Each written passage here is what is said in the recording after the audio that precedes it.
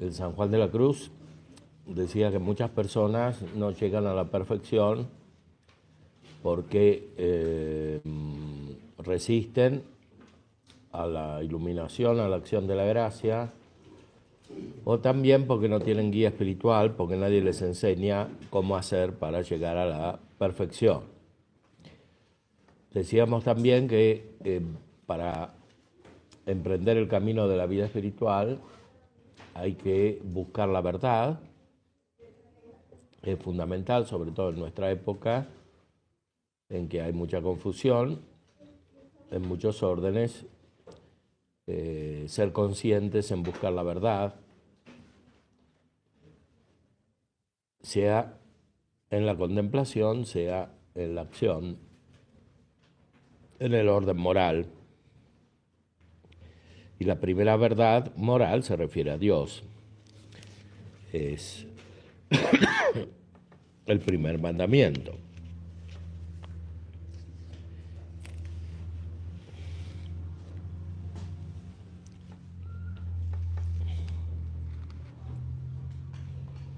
Porque aunque es verdad que Dios la lleva, que puede llevarla sin ellas, no se dejan ellas llevar y así camínase menos, resistiendo ellas al que la lleva. Y no merecen tanto, pues no aplican la voluntad y por eso mismo padecen más. Es decir, que el sufrimiento no siempre es fuente de mayor merecimiento, de mayor provecho, porque a veces proviene de no saber cómo emprender el camino, cómo guiarse. Cuando uno se equivoca, claramente obra contra la propia naturaleza y esto produce dolor y tristeza. El sufrimiento meritorio es aquel en el cual se aplica la voluntad, es decir, cuando una persona quiere lo que hace.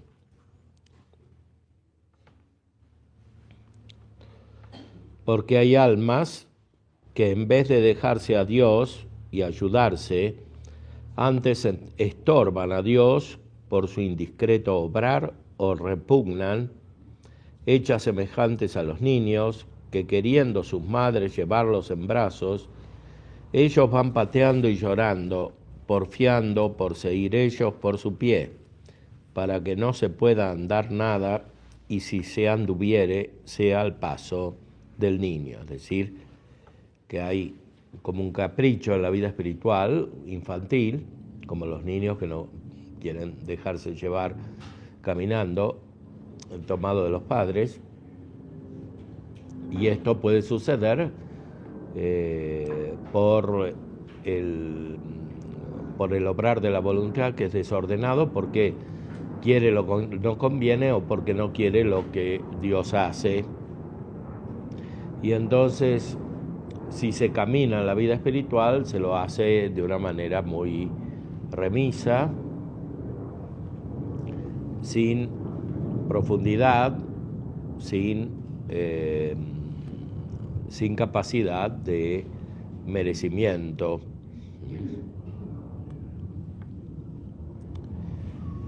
Y así, para saberse dejar llevar de Dios, cuando su majestad los quiere pasar adelante, así a los principiantes como a los aprovechados, con su ayuda daremos doctrina y avisos para que sepan, o al menos dejarse llevar de Dios.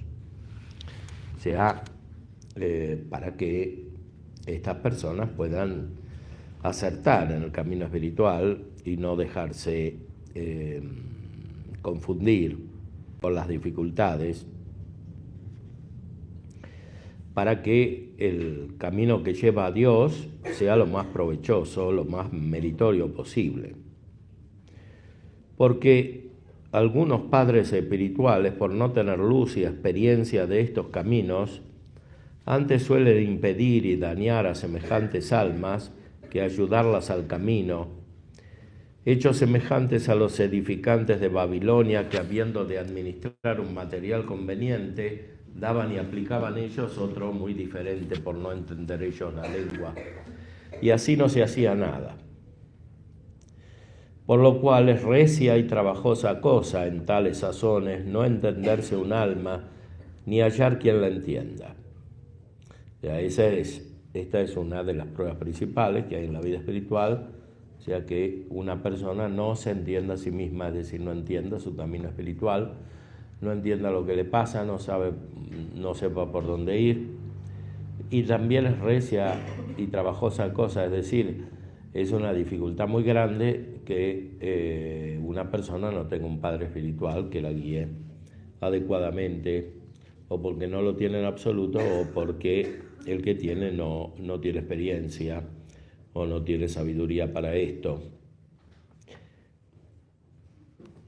Porque acaecerá que lleve Dios a una alma por un altísimo camino de oscura contemplación y sequedad, en que a ella le parece que va perdida y que estando así, llena de oscuridad y trabajos, aprietos y tentaciones, encuentre quien le diga, como los consoladores de Job, o que es melancolía o desconsuelo o condición, o que podrá ser alguna malicia oculta suya y que por ello la ha dejado Dios. Y así, luego, suelen juzgar que aquella alma debe haber sido muy mala, pues tales cosas pasan por ella. Es decir, a veces hay juicios muy equivocados sobre la condición de las personas, por ejemplo, que tienen melancolía, es decir, alguna enfermedad psiquiátrica o psicológica, como se consideraba en esa época la melancolía. Entonces, estas personas no solo sufren porque no saben por dónde van, sino que nadie las entiende y por eso sufren más. O porque les dan remedios equivocados, y en esta época también las mandan al psicólogo. Y entonces se equivocan quienes las guían y se equivocan ellas mismas porque no entienden el camino espiritual que van llevando, porque Dios les va infundiendo su gracia y entonces tienen contemplación, es decir, unión oscura con Dios, pero ellas no lo saben bien y entonces creen que están equivocadas. Y algunas personas les pueden decir que les pasa eso porque fueron malas o hicieron cosas malas, o se lo pueden decir hoy los psicólogos, porque antes no había psicólogos, pero ahora hay, y les pueden decir eso. Entonces, estas personas están muy confundidas. Y esta confusión es peligrosa porque se puede desarrollar una actitud de rebeldía contra Dios, se puede perder la fe, porque no entienden lo que les pasa. Por eso es tan importante buscar los principios espirituales para guiarse, y si uno no tiene padre espiritual, por lo menos que lo busque en los libros de los santos, donde puede de alguna manera discernir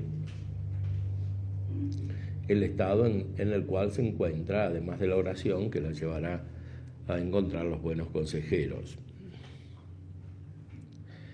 Y también habrá quien le diga que vuelve atrás, pues no haya gusto ni consuelo como antes en las cosas de Dios, y así doblan el trabajo a la pobre alma. Es decir, que algunas personas le pueden decir a esta persona, a este que está sufriendo así, que como no haya gusto ni consuelo en Dios, que está peor que antes, pero en realidad está mejor porque está creciendo en la vida espiritual. La vida espiritual nos desprende de lo sensible y nos acerca a lo espiritual, justamente. Y entonces es cada vez más inmaterial. En cierta manera se siente menos. Hasta que la gracia de Dios es más intensa y entonces se vuelve a sentir con más claridad, porque el estado de esta persona está más unificado. O sea, al principio siente mucho porque es imperfecta, después no siente porque está creciendo, y después vuelve a sentir, pero de otra manera, porque está crecida, es decir, porque tiene una unión espiritual con Dios más profunda.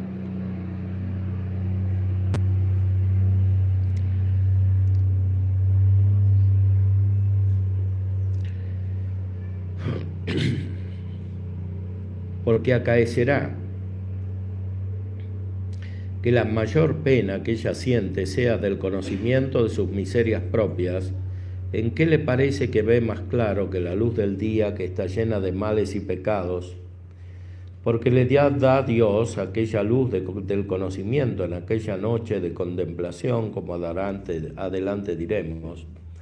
Y como haya quien conforme con su parecer, diciendo que serán por su culpa, crece la pena y el aprieto del alma sin término, y suele llegar a más que morir. Y no contentándose con esto, pensando los tales confesores que procede de pecados, hacen a las dichas almas revolver sus vidas y hacer muchas confesiones generales y crucificarlas de nuevo, no entendiendo que aquel por ventura no es tiempo de eso ni de esotro, sino de dejarlas así en la purgación que Dios las tiene, consolándolas y animándolas a que quieran aquella hasta que Dios quiere. Porque hasta entonces, por más que ellas hagan y ellos digan, no hay más remedio. Es decir, la situación de esta persona es de una gran oscuridad, pero esta no viene de pecados mortales, que ya dijimos que producen oscuridad, sino que proviene de la contemplación. Y entonces, como no se entiende a estas personas, se puede pensar que tienen muchos defectos o pecados. Como ahora no se piensa tanto en los pecados, se piensa en perturbaciones psicológicas, y entonces en esa época les hacían revolver sus vidas con confesiones, pero en esta época las mandan al psicólogo y que revuelvan las vidas de otra manera, o sea, haciendo análisis de todo lo que pasó antes en su vida. Todo eso no es beneficioso, porque aleja del centro de la vida espiritual, que es la unión con Dios, y centra a la persona en una especie de actitud subjetivista en la cual se está analizando permanentemente a sí misma. Y una cosa es la conciencia, de la cual hablábamos antes, que debe crecer, pero es conciencia espiritual, conciencia intelectual, es luz, y otra cosa es una especie de atención enfermiza a los propios afectos, los propios sentimientos, los propios conocimientos sensitivos. Todo eso no ayuda, porque más bien es un instrumento para algo superior, que es la vida espiritual, las operaciones profundas de la inteligencia y de la voluntad, con las cuales una persona está unida verdaderamente con Dios.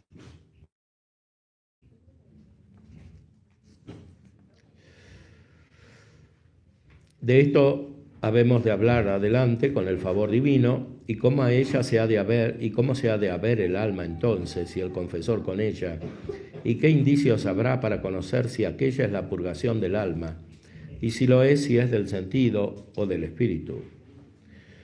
Lo cual es la noche oscura que decimos, y cómo se podrá conocer si es melancolía u otra imperfección acerca del sentido del espíritu. O sea, evidentemente puede haber enfermedades, sobre todo de índole corporal. A veces las mismas enfermedades físicas que no se conocen producen una alteración psíquica, porque las potencias sensitivas y afectivas tienen órgano corporal. Entonces, si uno está enfermo o tiene algo alterado, es natural que se altere la psique. No necesariamente son las que hoy se denominan enfermedades psicológicas, un poco vagamente, sino que pueden ser enfermedades reales, físicas, que alteran el modo de percibir, el modo de sentir, etc. También puede haber influjo externo, puede haber circunstancias extraordinarias, muy intensas, que impidan que una persona tenga la adecuada actitud para recibir la contemplación divina que viene con la gracia. Pero muchas veces se trata simplemente de que una persona está cambiando por la acción de la gracia y no se da cuenta. O sea, no tiene el criterio necesario para discernir, para distinguir qué pertenece a este cambio y qué es simplemente su propia imperfección. Recordemos que aquí estamos en la vía purgativa, en un proceso de purificación que es necesario al principio. O sea, todas las personas que tienen vida espiritual, que tienen la gracia al principio, tienen muchas imperfecciones, que son pecados veniales, vicios de pecados veniales. San Juan de la Cruz dice que los más peligrosos son los queridos, o sea, por ejemplo, que una persona es perezosa y quiere ser perezosa y lo justifica diciendo que eso es su personalidad.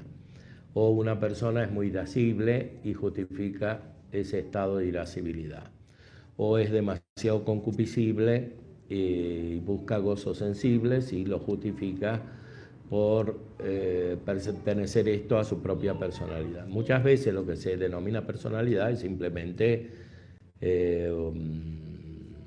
un vicio o una combinación de alguna virtud imperfecta con un vicio o con algunos vicios. Entonces, hay que atender a algo más profundo, que es la disposición espiritual.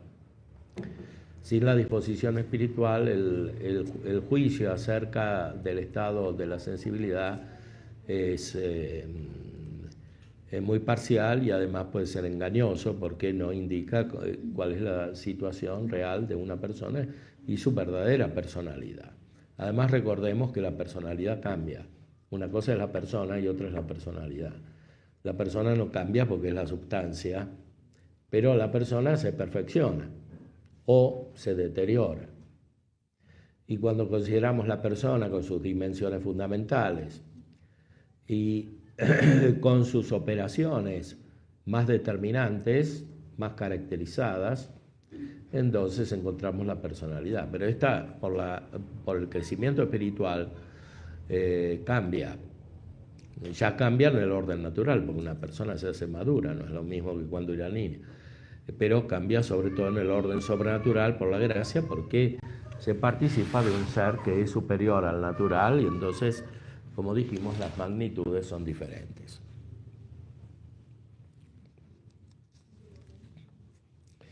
Porque podrá haber algunas almas que pensarán ellas o sus confesores que la lleva Dios por este camino de la noche oscura de purgación espiritual y no será por ventura sino alguna imperfección de las dichas. Y porque hay también muchas almas que piensan no tienen oración y tienen muy mucha, y otras que tienen mucha y es poco más que nada. Esto es muy importante en la práctica. O sea, hay personas más o menos sensibles. Las personas que son muy sensibles tienden a pensar que tienen mucha vida espiritual, mucha oración y tal vez tienen poca. Lo que tienen es mucha sensibilidad religiosa, que es algo bueno, pero cuando está al servicio de algo superior.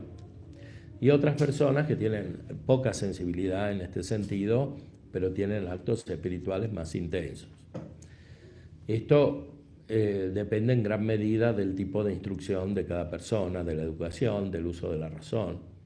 Sobre todo en esta época en que hay más educación, hay más acceso a estudios de todo tipo, hay que considerar también este factor, porque no es lo mismo una persona que está más habituado al uso de la inteligencia en un sentido universal, científico, que otra que está menos habituada y depende más de las imágenes y también de los afectos. Entonces, no se puede juzgar simplemente por los actos externos, por las palabras, por las manifestaciones externas y ni siquiera por las imágenes interiores, por los afectos, aunque fueran afectos religiosos. Hay otras que es lástima que trabajan y se fatigan mucho y vuelven atrás y ponen el fruto del aprovechar en lo que no aprovecha, sino antes estorba. Y otras que con descanso y quietud van aprovechando mucho. Aquí hay un principio muy importante, o sea que el mérito no depende de la dificultad o del sufrimiento, del trabajo que algo cuesta, porque alguien puede merecer más sin dificultades que otro que merece menos con dificultades. O sea, el pensar que uno está más cerca de Dios porque supera más dificultades es más bien una concepción que tiende al naturalismo, porque es pensar que lo que cuesta más vale más, pero no es así. Vale más lo que en sí es mejor. De hecho, los ángeles no tienen ningún trabajo ni sufren y tienen más caridad que nosotros porque tienen más gracia y Dios se las dio y no necesitan una noche oscura como esta. Es verdad que tienen una cierta purificación de la ignorancia, como dice Dionisio, porque los ángeles no ven a Dios por naturaleza, sino que reciben la luz de Dios. Pero no tienen toda esta transformación nuestra. Y además, ya en el orden humano, no porque una persona tenga más dificultades, tiene más mérito. Por ejemplo, porque puede tener más dificultades por su culpa. Por ejemplo, porque el pecado produce un deterioro. Entonces, la operación es más trabajosa, hay más obstáculos que vencer, etc. O puede ser simplemente que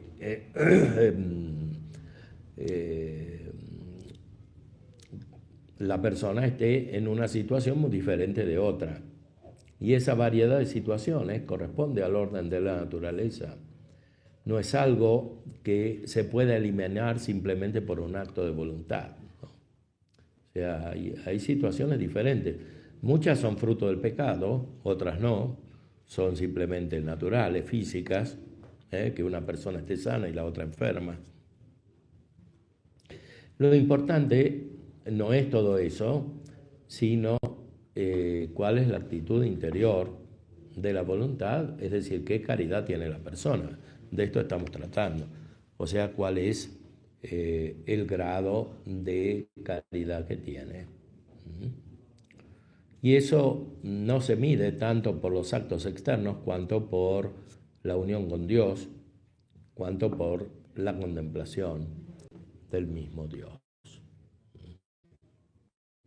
Y esta contemplación es oscura por la fe, porque está constituida centralmente, principalmente por la fe.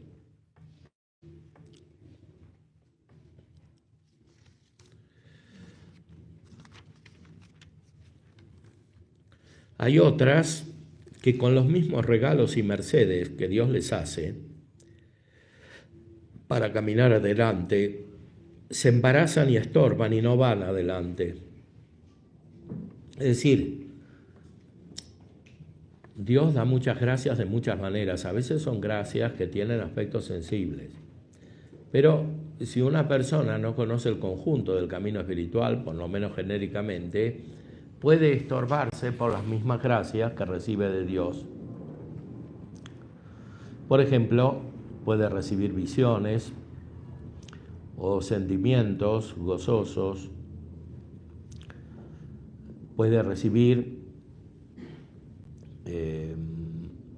iluminaciones en su mente, y todo eso tiene una función en el momento que lo recibe. Pero si esta persona se apega a lo que ha recibido, después lo mismo que Dios le dio le sirve como obstáculo para crecer. Por eso la vida espiritual hay que concebirla de una manera muy dinámica y no apegarse a ningún estado de la vida espiritual. Es decir, no apegarse a ningún modo de oración, a ningún tipo de sentimiento, aunque fuere religioso, y menos aún a visiones, aunque fueren de santos, o a palabras que alguien puede escuchar, aunque las escuche realmente.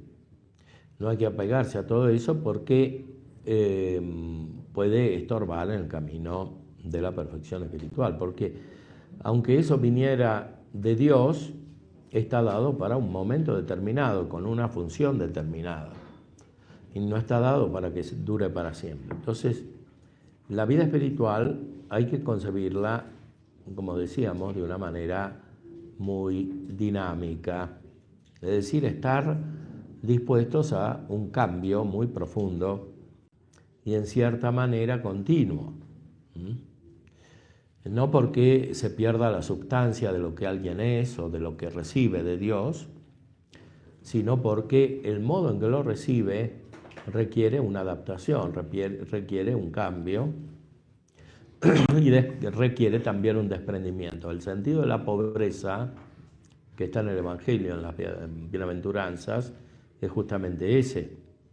La pobreza no es solamente no querer tener cosas materiales o no querer tener grandes riquezas, sino que consiste principalmente en este desprendimiento interior del cual habla aquí San Juan de la Cruz, que no es otra cosa que lo que está indicado en el Evangelio, con diversos términos y símbolos como la pasión o seguir la cruz, etc., ¿no?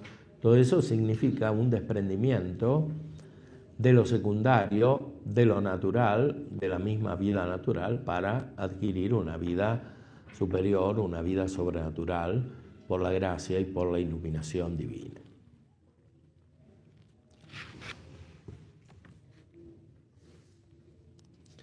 Claro, dice San Juan de la Cruz, este camino no es fácil de entender, sobre todo al principio, es oscuro, porque trata de la noche oscura. Y por cuanto esta doctrina es de la noche oscura por donde el alma ha de ir a Dios, no se maravilla el lector si le pareciere algo oscura. Es decir, que el camino de la vida espiritual, cada uno, es algo misterioso. No hay que pretender aclararlo indebidamente. Es decir, no hay que querer saber más de lo que se puede saber. Y lo que se puede saber es solamente lo necesario para llegar a la perfección espiritual, y no más. Y todo lo demás se puede convertir en curiosidad, que es un vicio. El vicio de la curiosidad es un desorden en el apetito de saber, sobre todo en el apetito sensitivo, porque el apetito intelectivo de saber, cuando es auténtico, lleva a un verdadero conocimiento, pero el apetito sensitivo no siempre lo lleva, porque los conocimientos sensibles, aunque sean conocimientos, no son el conocimiento perfecto, que es el de la inteligencia. Y por eso cuando uno se aplega a los conocimientos sensibles, por ejemplo a palabras, discursos, modos de obrar, símbolos, etc., finalmente puede perder el conocimiento más profundo, que es espiritual, y es oscuro, como dice aquí.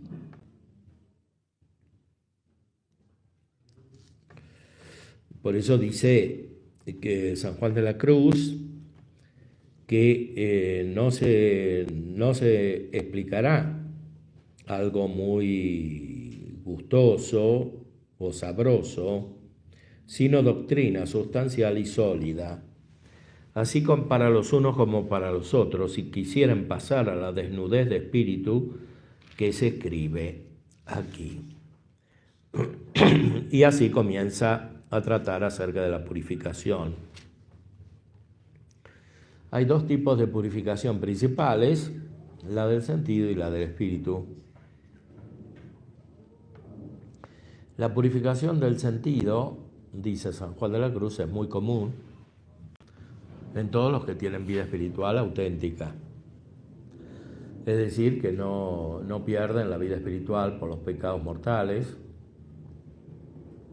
que se mantienen en la gracia, perseveran y fundamentalmente quieren crecer.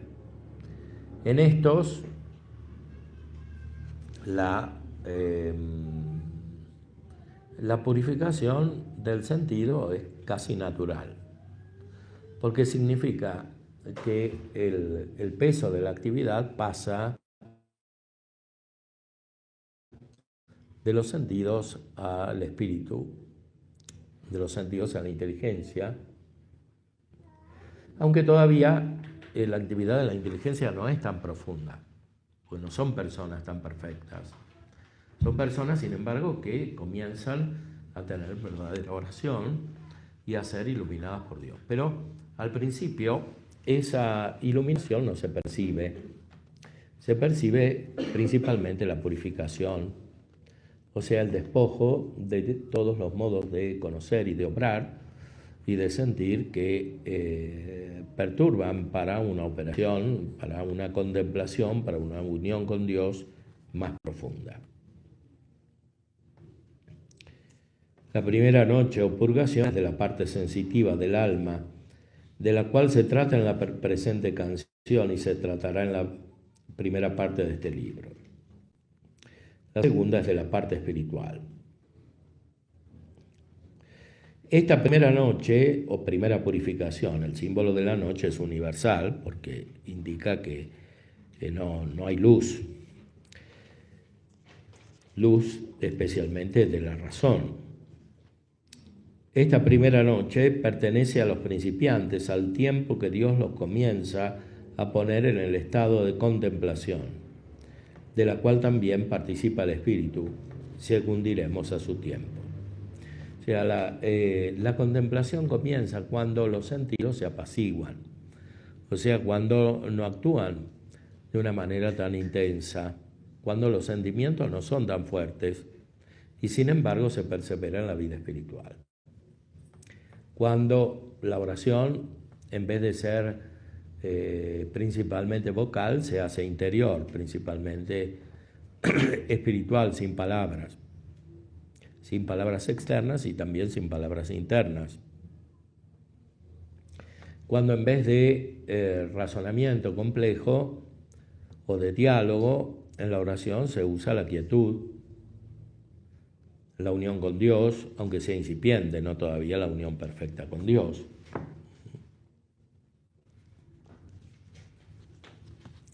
La segunda noche o purificación pertenece a los ya aprovechados, al tiempo que Dios los quiere ya poner en el estado de la unión con Dios. Y esta es más oscura y tenebrosa y terrible purgación, según se dirá después. O sea, San Juan de la Cruz supone que mucha gente está muy apegada a lo sensible y se tiene que purificar de esto y llegar a lo inteligible, a lo espiritual. Pero la gente que llega a lo espiritual, que tiene una vida espiritual ya estable y más interior, también tiene que purificarse de sus defectos.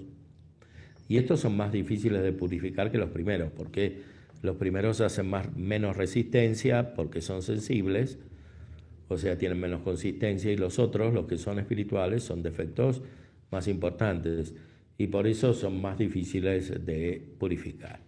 Por eso es necesaria una segunda purificación, que es la noche del Espíritu. En estas purificaciones hay una parte que depende de la actividad del sujeto, una persona que quiere crecer en la vida espiritual, y hay otra parte que es la principal, que depende de la acción de la gracia de Dios. Toda la purificación no puede provenir simplemente de la iniciativa de una persona. En primer lugar, porque ni siquiera se da cuenta de los defectos que tiene. Por eso las pruebas verdaderas y las más útiles son las que no elige a alguien, sino que vienen involuntariamente. Porque las que se eligen están hechas en cierta manera a la medida del sujeto. Y por tanto no son tan intensas ni tan eficaces. Es como cuando uno quiere hacer penitencia, y es bueno que haga penitencia, pero las penitencias principales no son las que uno elige, sino las que vienen. O sea, las que Dios permite. Por ejemplo, por la injusticia de los otros, etcétera, porque son purificaciones más espirituales las que hay que sostener. Cuanto más espirituales sean, más intensa será la purificación.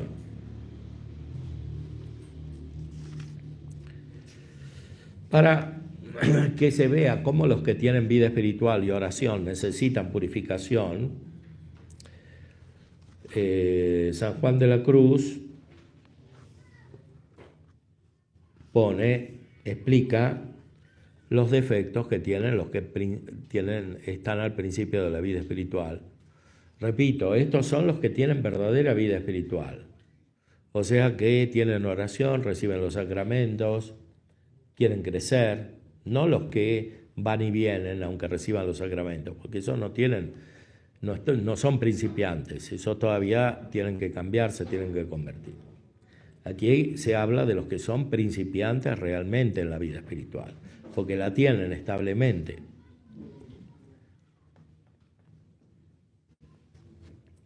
Estos tienen apetitos, dice San Juan de la Cruz, es decir, deseos que son muy sensibles, aunque parezcan de cosas espirituales, sea de oración, sea de apostolado.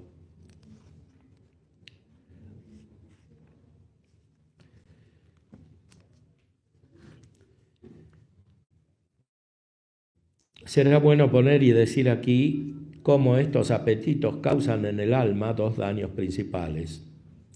El uno es que la privan del Espíritu de Dios, y el otro es que al alma en que viven la cansan, atormentan, oscurecen, ensucian y enflaquecen y la llagan. Según lo que dice Jeremías: dejáronme a mí, que soy la fuente de agua viva, y cavaron para sí cisternas rotas que no pueden tener agua. Estos dos males, como a saber privación y positivo, se causan por cualquier acto desordenado del apetito. O sea, el apetito significa el deseo, principalmente de la sensibilidad, pero acompañado por la voluntad del sujeto, de algo que no le conviene, que es desordenado. Si es algo desordenado en el sentido esencial, tenemos el pecado mortal, y esto priva de la vida de la gracia. Pero muchos apetitos son desordenados en un sentido accidental, es decir, porque impiden el modo conveniente de operar y de orar para unirse con Dios.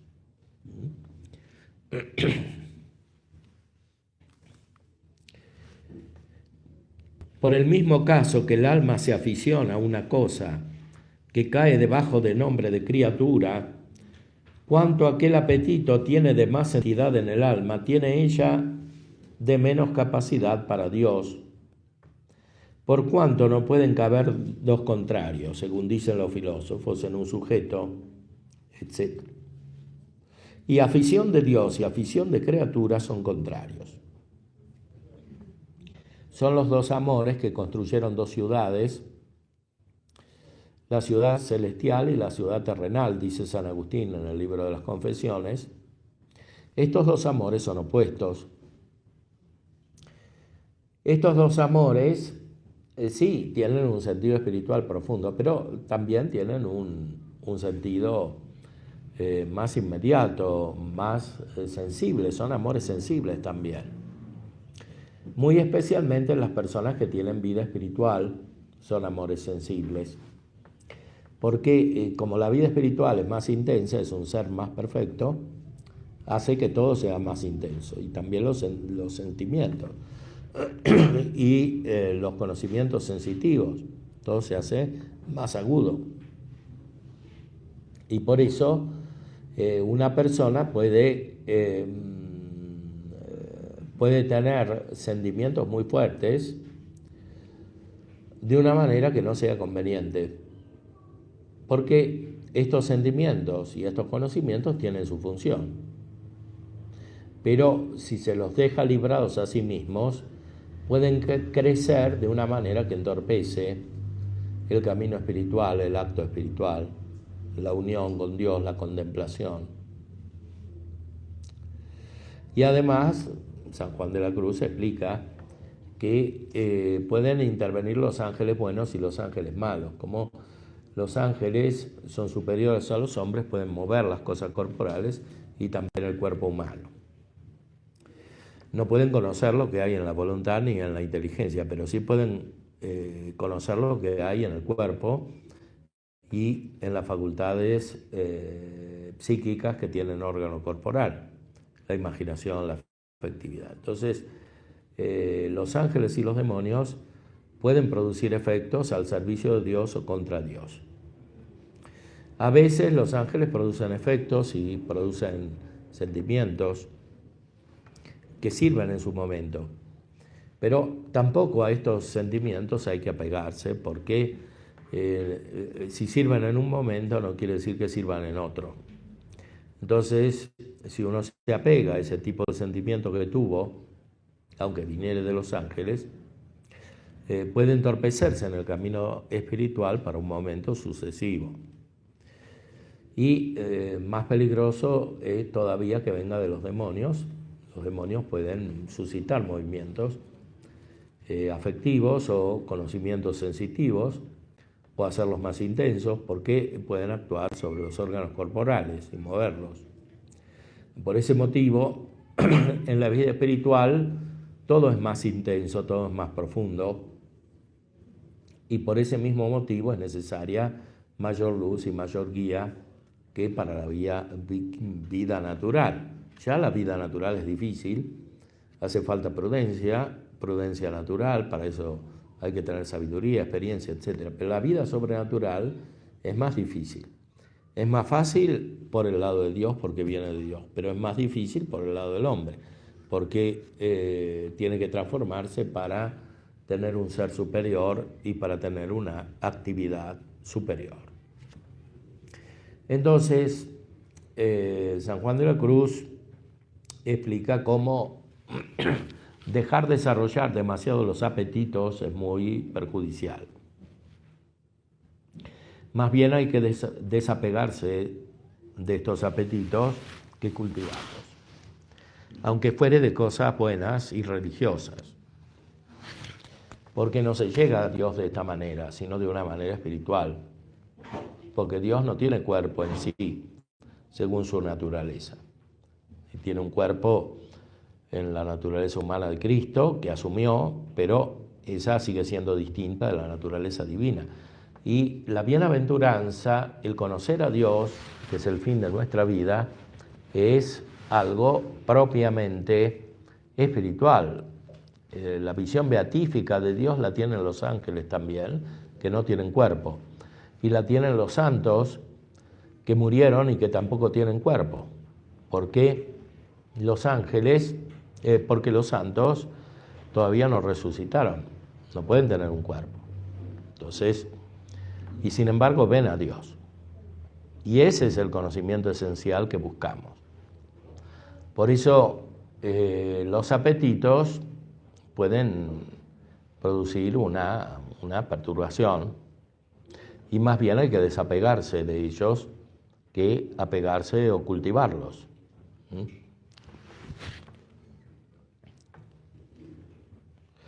Si uno tiene apetito de este tipo sensitivo, que tiene objetos naturales, no tiene el apetito dirigido a Dios. Afición de Dios y afición de criatura son contrarios, y así no caben en una voluntad afición de criatura y afición de Dios. Son como dos disposiciones fundamentales que mueven todas las otras.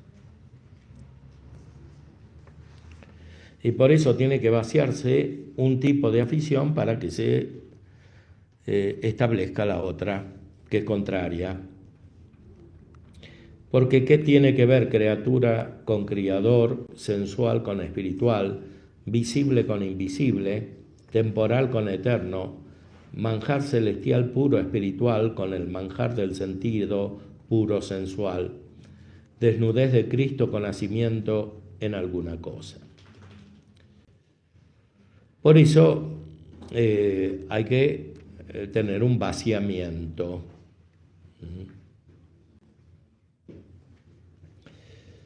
En tanto que el alma se sujeta al espíritu, no puede entrar en ella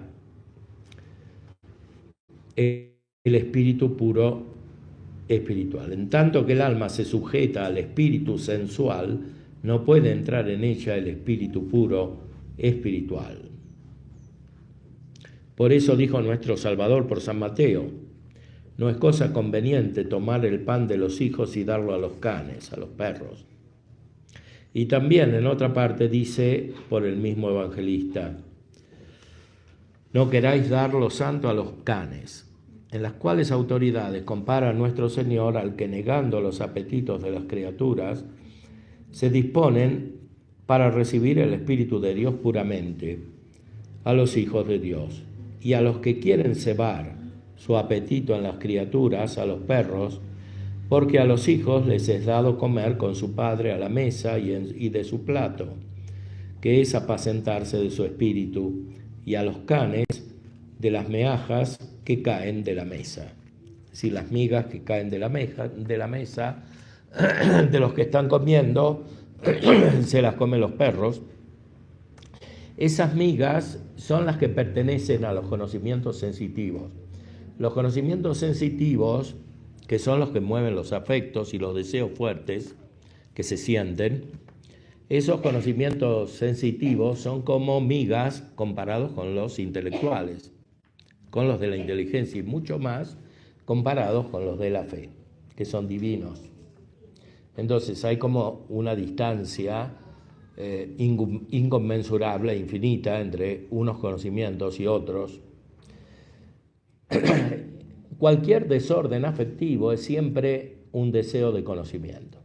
Ya lo dice la Sagrada Escritura, ¿no? En el principio del libro del Génesis, ¿no? Conocer el bien y el mal, que es lo que causa el pecado, una búsqueda desordenada de este conocimiento, es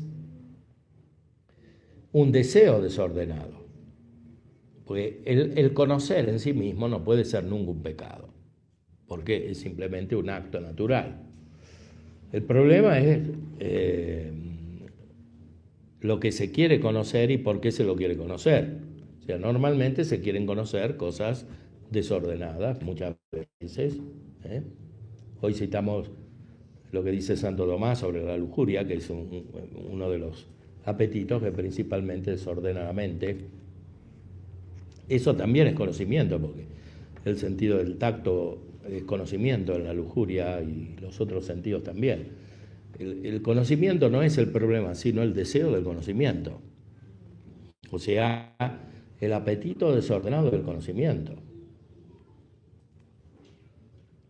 Ese apetito desordenado es desordenado porque ese tipo de conocimientos no sirven para un conocimiento superior, que es el de la inteligencia, y a su vez los conocimientos de la inteligencia, cuando no son los más convenientes, impiden el conocimiento más perfecto, que es el de Dios por medio de la fe.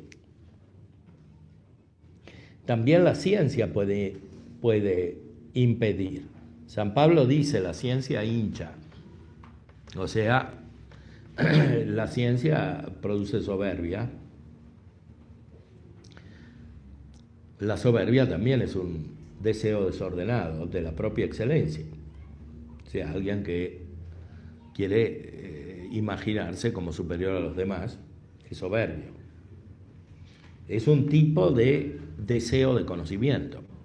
En este caso, falso, porque se confunde la imagen sensible con la realidad. Los sentidos no pueden conocer la realidad, solo la inteligencia conoce la realidad. Entonces, cuando uno se imagina que es superior, no solo está buscando un conocimiento que no le conviene, sino que es un falso conocimiento desde el punto de vista intelectual. O sea, un juicio que no tiene fundamento, es decir, soy superior cuando no soy superior. Y así sucede con todos los otros conocimientos. Toda la vida es búsqueda de conocimiento. Está en la naturaleza, hasta los animales buscan conocimiento. Pero son conocimientos sensitivos. Y está bien que los busquen, porque los conocimientos les sirven para su propia vida, para el alimento, la reproducción, etcétera, el crecimiento. Pero nosotros tenemos otra naturaleza, que no es como la de los animales simplemente, es una naturaleza superior. Entonces tenemos que buscar conocimientos superiores, sobre todo cuando hemos recibido la revelación de Dios, que nos ordena al conocimiento del mismo Dios como lo tiene Dios, es decir, como lo tiene la Trinidad.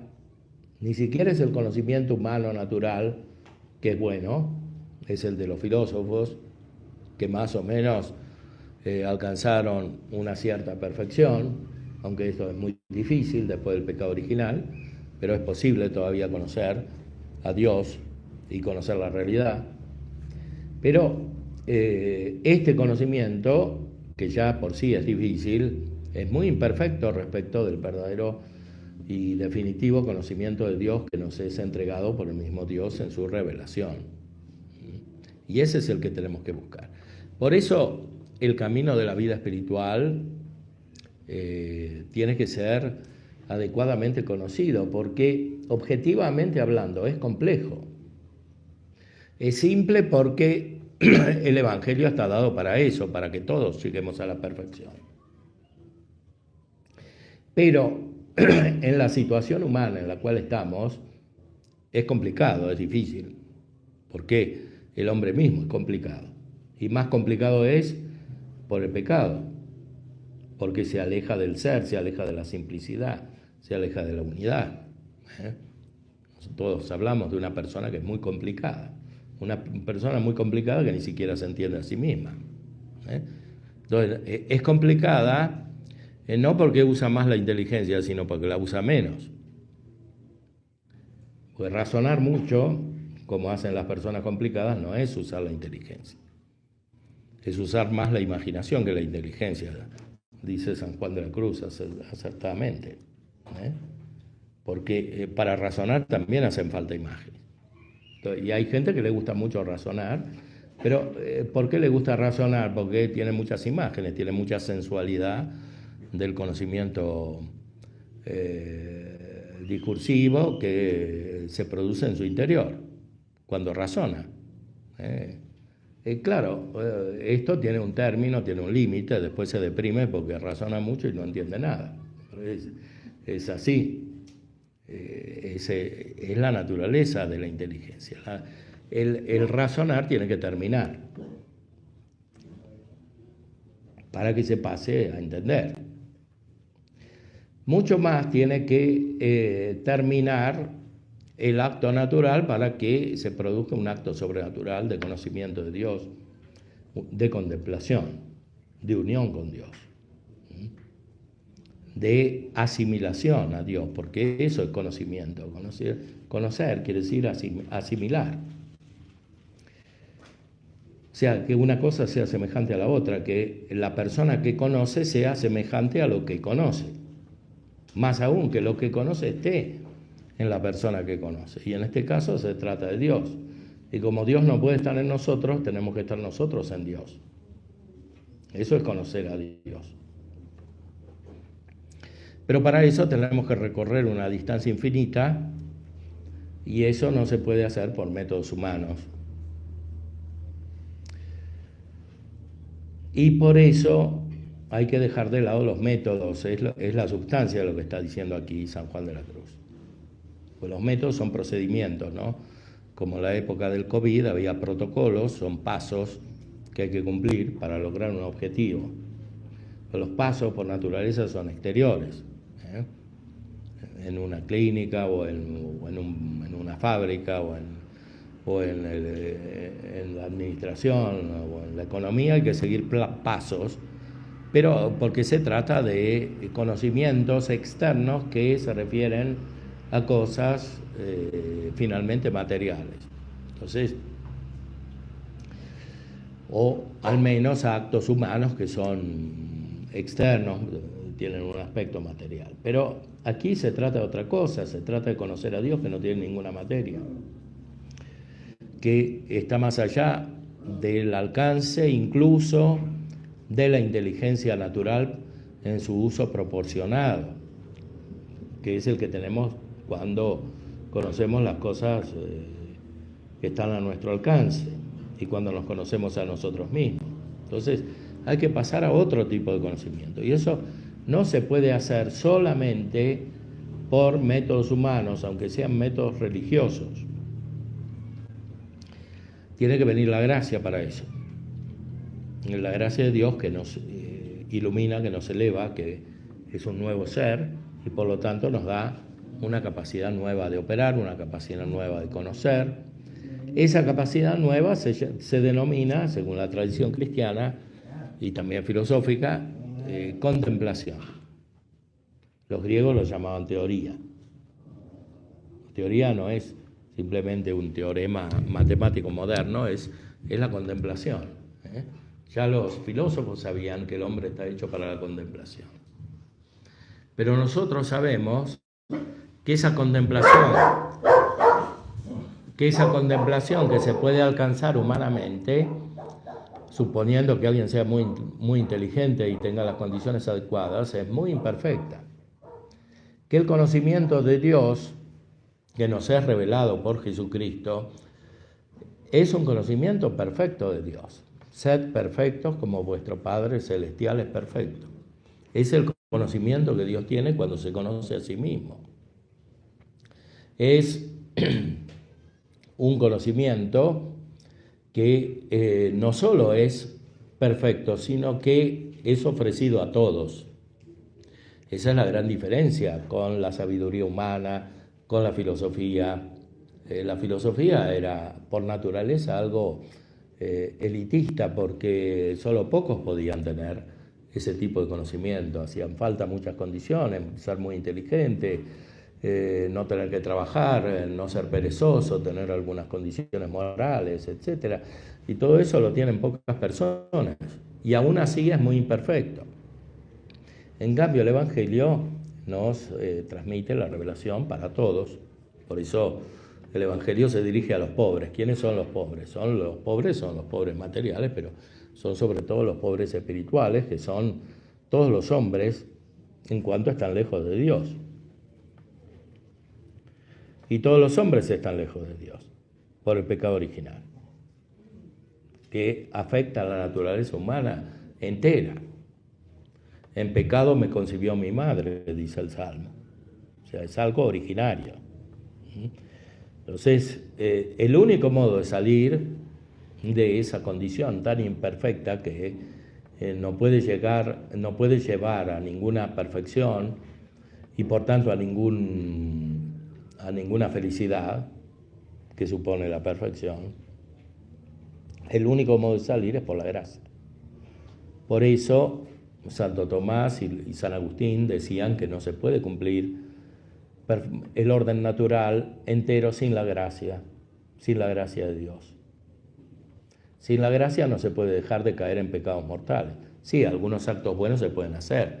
Alguien puede dejar de robar o puede dejar de fornicar o de cometer adulterio algunas veces, pero no se puede evitar todo desorden moral sin la gracia.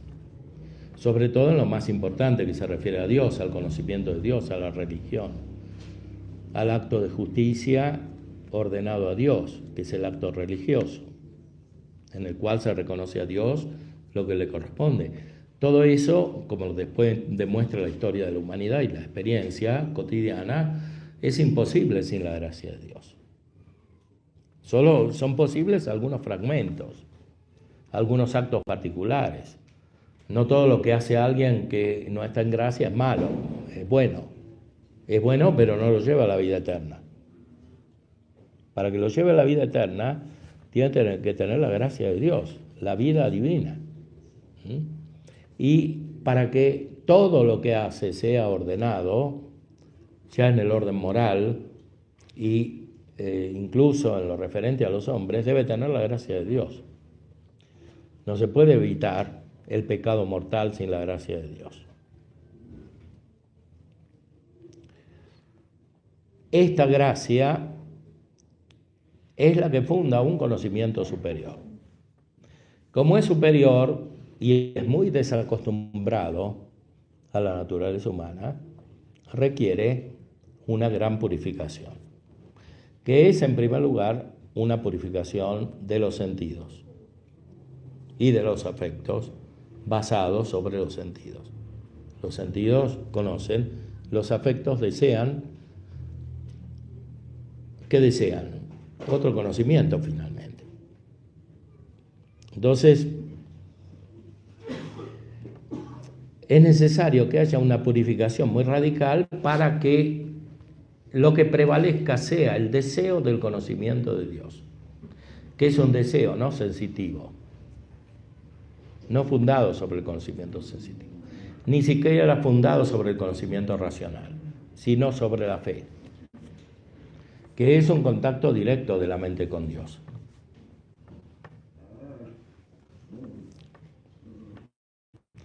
Y por eso la transformación de la vida es muy radical.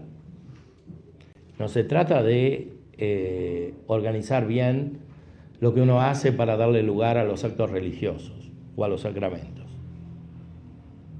Porque así se está todavía en la mentalidad fragmentaria de la vida. La vida sigue siendo complicada y no tiene solución. Es necesario que haya una mirada más elevada, que es la que hemos dicho presenta a nuestro Señor en el Evangelio: si tu ojo fuere simple, todo tu cuerpo estará iluminado, toda tu persona estará iluminada.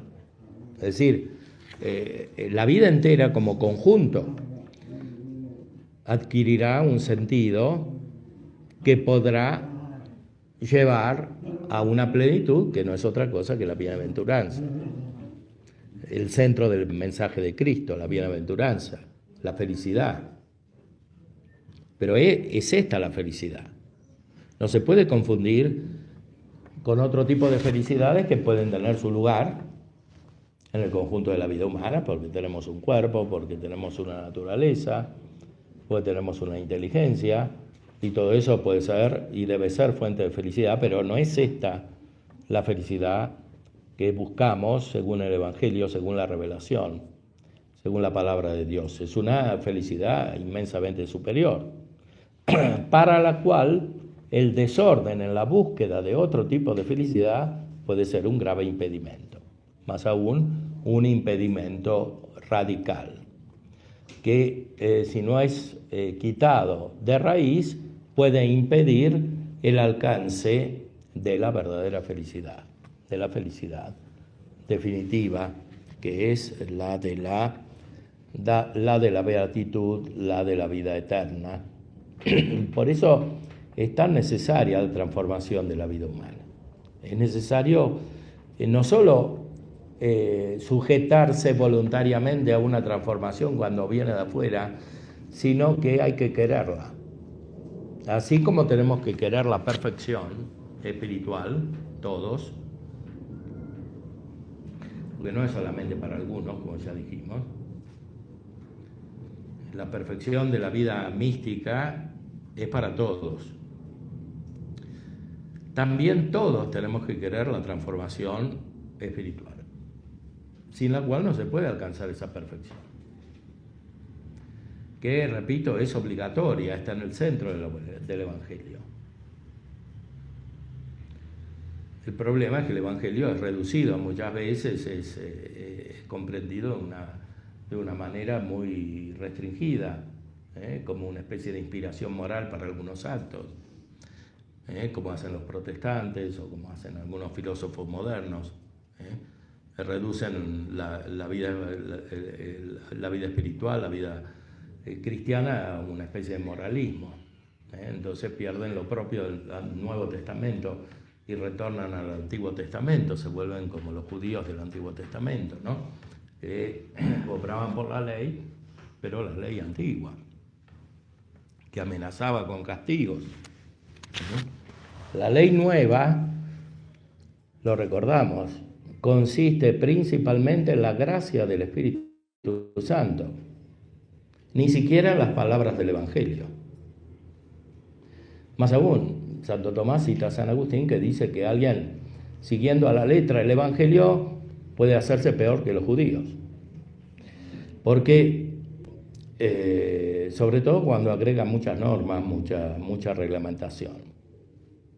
porque la ley nueva simplifica la reglamentación, porque consiste principalmente en la gracia.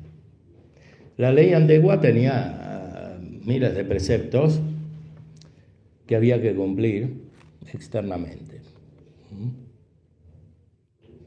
Por eso es tan importante que se comprenda adecuadamente el sentido de la verdadera religión de Cristo. San Agustín escribió un libro, De Vera Religiones, la verdadera religión. La verdadera religión de Cristo es esta, fundada sobre la gracia y sobre la caridad que nos es transmitida por Cristo en toda su vida, desde la concepción hasta la ascensión a los cielos. Y de una manera especial en la pasión y en la resurrección. En la pasión para liberarnos de los pecados y en la resurrección para elevarnos a la vida divina. Y por eso la presencia de Cristo es siempre el centro de la vida espiritual.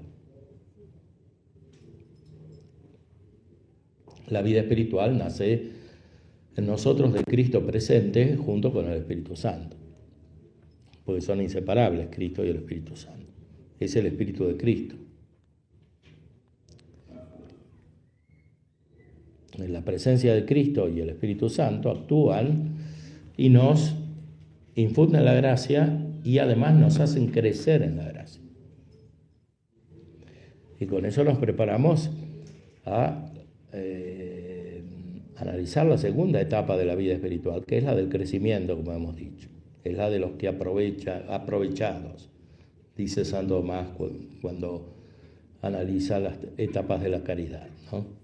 O sea, los que tienen como preocupación principal crecer.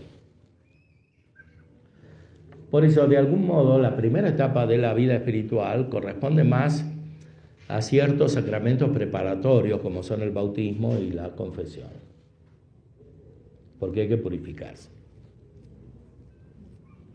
Hay que recibir las consecuencias de la acción de Cristo que nos libera de los pecados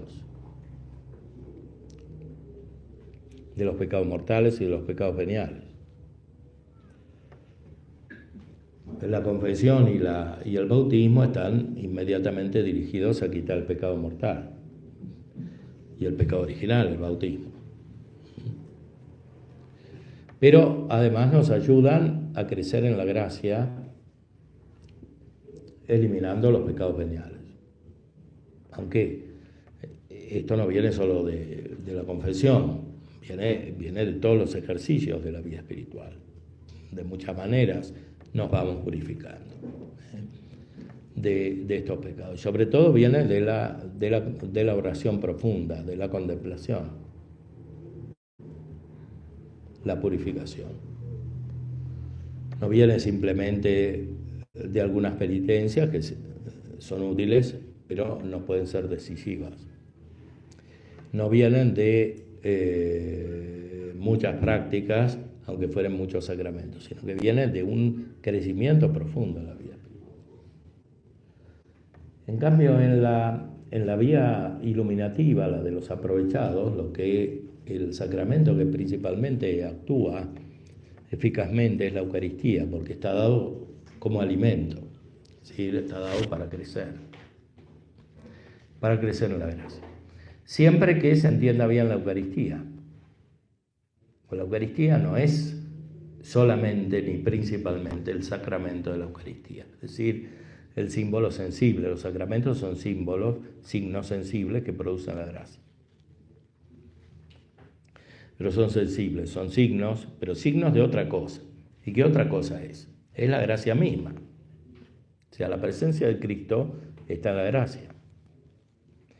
Por eso, Santo Tomás en la Suma Teológica explica que lo principal de la Eucaristía es la comunión espiritual. Ahora se entiende mal esto de la comunión espiritual porque se cree que es como una oración que sirve para los que no pueden recibir el sacramento, ¿no? Esa es una reducción moderna de la comunión espiritual. La comunión espiritual es lo principal de la comunión, o sea, la unión con Cristo y a través de Cristo con la Trinidad. Entonces, lo más importante es sin duda la Eucaristía, pero la Eucaristía recibirla de manera que haga crecer, porque si uno va todos los días a recibir la Eucaristía, pero los impedimentos permanecen, porque no se purifica de todos estos apetitos que dijimos, no le sirve recibir la Eucaristía.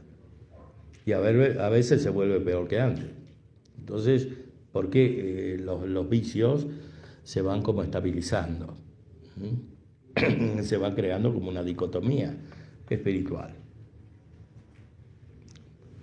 Se recibe la Eucaristía, hay una imaginación de que uno tiene buena vida espiritual, que crece porque recibe los sacramentos, pero en realidad no está creciendo.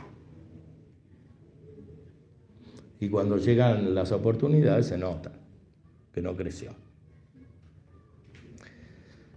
Por eso es tan importante concebir bien este crecimiento espiritual. O sea, la unión profunda con Cristo, que es lo que la Eucaristía produce, para eso está dada. Tan importante es esto que es incluso el fin de toda la misa, sobre todo de la consagración. La consagración es la transubstanciación, o sea, el pan se convierte en el cuerpo de Cristo, el vino se convierte en la sangre de Cristo, cambia la sustancia, pero esto es un gran milagro. Pero ¿para qué hace Dios este milagro? Lo hace para tener esta comunión espiritual, para la unión con Él, que es el fin. Por eso Santo Tomás dice que la Eucaristía que nosotros tenemos aquí es el pan de los ángeles, o sea, la participación, la derivación de la contemplación que tienen los ángeles en el cielo de Cristo. Y eso es espiritual, no es corporal, pues los ángeles no tienen cuerpo. Cristo sí tiene cuerpo, pero los ángeles no tienen ojos. Y los santos que están en el cielo tampoco tienen cuerpo, porque no resucitaron todavía. Y sin embargo contemplan a Cristo. Bueno, la Eucaristía que nosotros celebramos aquí es como una entrada, una comunicación de eso que pasa en el cielo. En la carta a los Hebreos dice que tenemos un sumo pontífice que entró en los cielos. O sea que la pasión de Cristo es como una introducción al ejercicio de su sacerdocio que está en el cielo. ¿Y el sacerdocio de Cristo en el cielo qué es? Es la alabanza del Padre. Por eso, de una manera muy profunda, el Concilio Vaticano II, en la Constitución sobre la liturgia, que se llama Sacrosanctum Concilium, dice que la liturgia que celebramos aquí es como una continuación de la liturgia que se celebra en el cielo. Este pensamiento es profundamente coherente con lo que hemos dicho anteriormente respecto de la comunión espiritual. Es el centro de la Eucaristía y esto es lo que nos hace crecer. Por supuesto, como tenemos un cuerpo, necesitamos los sacramentos que son sensibles, necesitamos imágenes. Y las imágenes principales, ¿dónde están? No en las visiones de los santos o de alguien que pueda escuchar voces o que pueda tener sentimientos, sino que están en los sacramentos. Son signos sensibles. Y en la Sagrada Escritura. Los sacramentos que por otra parte se refieren a la Sagrada Escritura. Y terminamos citando este gran texto del Concilio Vaticano II,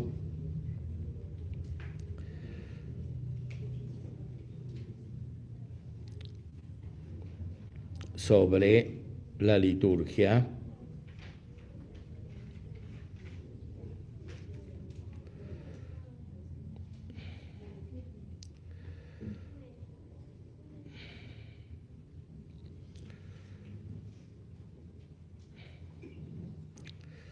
en la liturgia participamos de aquello que se da en la vida eterna.